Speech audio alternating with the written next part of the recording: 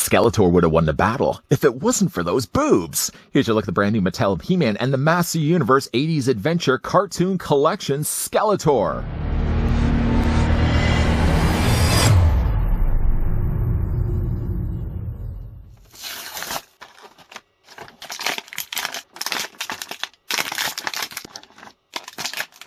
With the Master Universe Cartoon Collection, the magic of the 1980s childhood is back. Inspired by the Master Universe cartoon series and the toy line from the 80s, this line features key characters designed with a nostalgic look. Built at 5.5 inches in scale with 16 points of articulation for great battle moves and poses, they come with one accessory and a themed mini-comic. While Skeletor trades spaces with a couple of ancient faces.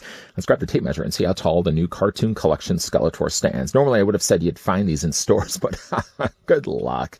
Good luck as being a Canadian collector, even finding these in the wild. You may yourself have had better luck to find these, but they are available right now in stores or online. Cartoon Collection Skeletor, though, from the Filmation series stands 6 inches in height, or the figure is going to be about 15 centimeters tall.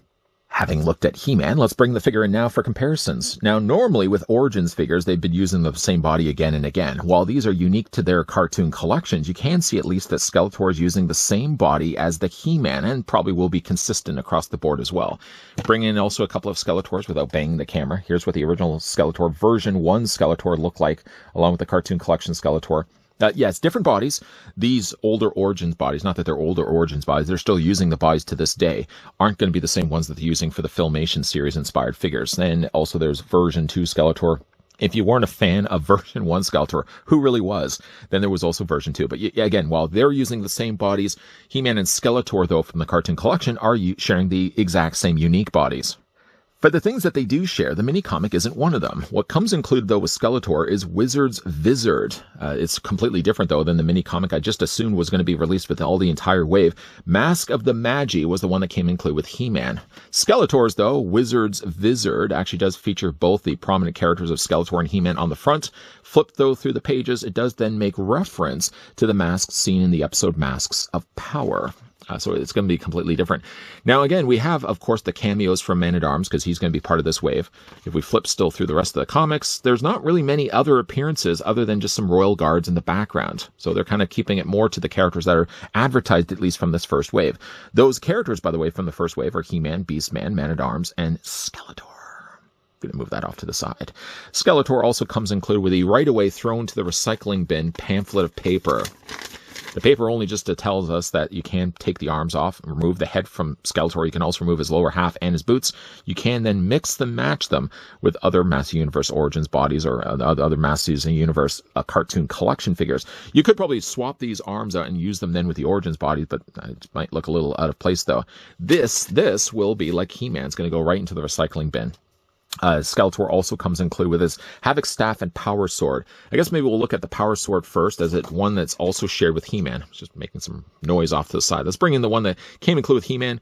They are identical to one another, obviously just cast in different plastic colors. This one's nicely done in a sort of a lilac purple. The one down below is a little bit more shinier in a metallic silver. The holstered swords will holster only on He-Man. If you look at actually Skeletor, he doesn't have a holster on the back of the figure's body. There's really no place. Quarters, I guess you could kind of slide it down in his armor, but I mean, that would probably pull pressure against the peg. Probably detach the armor, so I'm not going to do that. What he can at least, though, is he has the means to hold it in both of his hands. Skeletor, though, kind of like He-Man, we're just going to bring back in the version 1 Skeletor with the ugly head sculpt, did have more the monster hand, and then he had the gripping hand only on one side. So he only would have had the means to hold the Power Sword or the Havoc Staff. He wouldn't have been able to do both. Skeletor cackles to himself. He can actually wield himself both the Power Sword and the Havoc Staff. And again, I do really like the fact that they included, even though really, I don't think, do we ever really see the Power Sword in the episode? Somebody who's much more akin to the, much more familiar with the Master Universe cartoon from the Filmation days probably could tell me if the actual purple Power Sword ever makes the appearance. But I'm glad still that they include it anyways. Going to move that off to the side. The figure also comes included with his trademark Havoc Staff. One thing I like about the Havoc Staff is they simply just didn't take the original Havoc Staff, this was from the Origins line, and just color it accordingly to the cartoon. In fact, the actual head sculpt, the ram head, is completely different from the original Origins Havoc Staff, and even like the actual staff itself is very different. So they had to tool a brand new staff for Skeletor this time around. And like I said, you can take him now because he has gripping hands on both sides. He can actually wield the Havoc Staff in one side. Oh, let's not drop it. Wield the Havoc Staff in one side, and then you can take yourself the Skeletor version of the Power Sword. And yes, in fact, gripping in his other hand, so he can actually wield both. That isn't the end of his accessories, though. Skeletor also comes included with the Masks of Power. Featured in the episode of the same name, just get the figure to stay in here for a second, you get actually two versions of the Masks of Power. One is kind of more the stretched off triangular face mask, and then the other one is the more elongated masks, both cast here in a kind of a yellow plastic. There's a little bit of marbling you can probably see there at the top, but other than that, like, nice looking masks. These don't just serve as purposes as placeholders on either side of Skeletor. In fact, if you look at the bottom of them, they also have peg holes, so you can take Skeletor's existing head and yank it off his head, and then replace it then with the Masks of Power. Now he has this one, which we did start the reviews with. Or if you wanted to, you just pop that off the ball joint and then replace it then with this head sculpt. Neither one of these, by the way, if I have it facing the right way, neither one of these will be making an appearance on Skeletor's body when the review is wrapped up.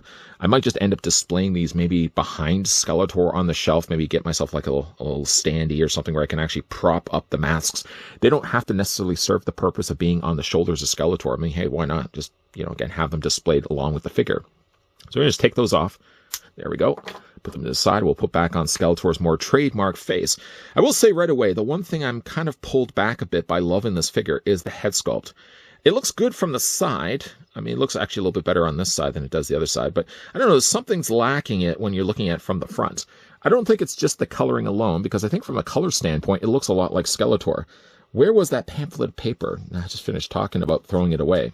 Was this the pamphlet paper? I'm just going to put this down here for a second. Why are we spending so much time? Yeah, there we go. This is a better, almost even looking head sculpt than what we get for Skeletor. It might just be the fact that it's actually black and white. I think the colors look good. They also go with a much more lighter skull face, more closer to what he would have had for the cartoon. Maybe my big problem with it is the fact that the face is very further forward. I almost feel like the little bit of the hood should be sticking out a little bit, or have like the face a little bit more recessed.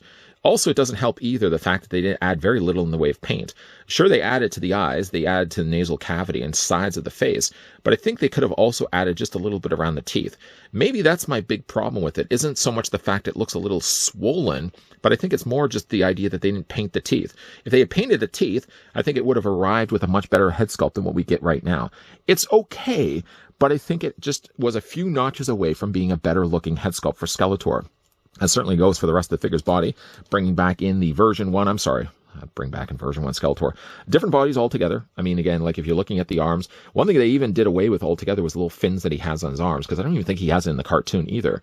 He has much more closer to the body of He-Man, but you can see like the arms are different. The legs are very, very much more muscular on the newer Skeletor, and also like the violet purples work really well in this figure. The darker purples work very well for the figure that we got for the Origins line, but yeah, there's something to be said about the violet purple, the lilac purple, that works really well with the blue that they went with as well. Again, I don't know if I'm arriving at thinking that the head sculpt is perfect. I think there's definitely rooms for improvement when it comes to the head. The rest of the figure's body, though, is fantastic. Using still, again, like the He-Man body that we're just going to bring back in He-Man from before. The torso is going to be the same. The arms are the same. The lower legs are the same. The only thing that's done differently is that the boots, they would have just changed out the boots. He wouldn't have had the monster feet like Skeletor would have originally had. So there's the original Skeletor from the Origins. Instead, Skeletor from the Filmation series would have had just your traditional boots, and they do that really nicely here also in the figure. Then, of course, he has the peg holes on the undersides of his feet. If you lift up, though, the armor that he has, what he actually has underneath is basically just He-Man's, his lower trunks, like a little loincloth that he would have had. And they just basically put the plastic armor piece over top of it. Yeah, it's good as a Skeletor, but I feel like there's just a little bit of room for improvement when it comes. Maybe, again, it's just the teeth. If they had painted the teeth, maybe I would have just thought the figure looked a lot better. But I feel like it's maybe just a little too swollen. It looks a little puffier in the face. Again, maybe it's just the fact they need to add a little bit of teeth, a little bit of outlining to the teeth to arrive on a much better looking Skeletor's head sculpt. For the figure's articulation, it's going to retain all the same as the He-Man we looked at before. So again, his head's going to rotate on a ball joint, rotates all the way around. Looks up and down and back and forth and all that fun stuff. The arms do come out 90 degrees. Now, the arms are going to be a little harder, of course, just because he has the little parts that stick out the sides of his shoulder armor.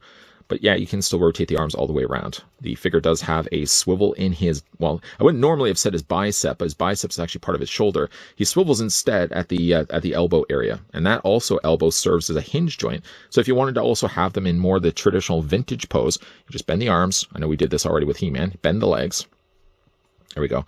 And now you can have Skeletor sort of being more, again, vintage. Not my thing. Not my jam. I prefer to have the legs straight myself. The figure's waist does swivel back and forth. The legs do split out easily. They're on ball joints. So you can take the legs and move them forward and back. There's a little bit of a swivel, not by much though. A little swivel on the lower legs. Again, I don't know what it is about this leg. He-Man had it. Skeletor has it. I hope it's not a continued trend when we look at Beastman and Man-at-Arms, that this knee is okay, but this knee is just a little on the looser side. It does swivel back and forth, though. He does have a single knee hinge. And then again, he has the articulation up and down on the ankle, and again, you can rock it back and forth as well. You know, again, I would have loved to have said, like, this is a perfect-looking Skeletor. It's close, but it's just not quite hitting it where the marks, I think, should be hitting it. Maybe it, again, has something to do with the way they just the lacking of paint, maybe on the teeth, is where I feel the figure is lacking the most. Bringing back in He-Man again. I like the fact that we are getting ourselves cartoon counterparts of both, again, He-Man and Skeletor, and again, bringing back in version 1 Skeletor. You know, again, one of the things I did mention in the review of He-Man, I'll reiterate it here when we look at Skeletor, is, yes, they aren't using the same body, so it does make, then, as a result, both Skeletor and He-Man taller than the other Origins figures. I still have plans to have the figures displayed uniquely, or dedicatedly displayed on their own. I'm not going to really have the cartoon characters of Skeletor, or really any of the characters from the new Filmation series. I'm not going to have them displayed with the rest of my Origins figures. Those Origins figures have their place. On my collection shelf, they're all the ones inspired by the original 80s toy line. These are based on the original 80s cartoon. Normally, again, I would have said, like, the height difference is a big problem. They really should have made the figures all the same size. For my own personal experience of the way I'm going to be displaying the figures, just to have them on their own, I'm not going to be bothered at all by the fact that they're just a tad bit taller than the stuff we're getting with Origins. Wrapping up now the review for the cartoon collection Skeletor, I've got the figure displayed with Havoc Staff. The Havoc Staff I don't think is correct to the cartoon, if memory serves me correctly, and it doesn't always. I think the Havoc Staff handle was actually pink instead of purple. This may have had something to do with Mattel just using cost savings of actually molding it in the same purple plastic as the rest of his armor, but I don't think it's right. I think it should have been pink instead of purple. It's not a big deal breaker. Unfortunately, though, one thing that isn't necessarily a deal breaker, but that does bother me about Skeletor is the way they've molded his face. I keep looking at it and thinking that something is off. It isn't just the fact that they didn't decide to paint the teeth. I mean, I could go in there and try to do that with a panel lining marker, but I think also his hood should stick further forward than what it is. The skull face that he has shouldn't be lined up perfectly, I feel, to the hood. And maybe that's the thing that's throwing him off a little bit. He looks good from the side. He's a good-looking head sculpt of Skeletor, but it's not perfect. It's just missing just a little few of those extra details that would make this, or land this, to be a perfect-looking Skeletor. Do you agree, guys, with that, or disagree? Do you think it's a good-looking Skeletor head, or do you feel like what I said, it's just a little bit off? Let me know if you guys have also been collecting any of the cartoon collection figures. Now, we're down 2. We still have yet to look at Man-at-Arms and Beastman. I think we'll probably look at Beastman next. Beastman, surprisingly enough, is the one I think looks the most like the cartoon, and I can't wait to break that one open, so we might end up looking at that one next. The key to, of course, making sure that you're not missing out on any of this is that first, if you guys did enjoy the video, throw it a like. But if you guys want to stick around for the reviews of the Man-at-Arms and the Beastman, if you haven't already done so, make sure you hit that subscribe button down below, and you're turning on the bell notification. As always, guys, thanks for watching. See you guys next time.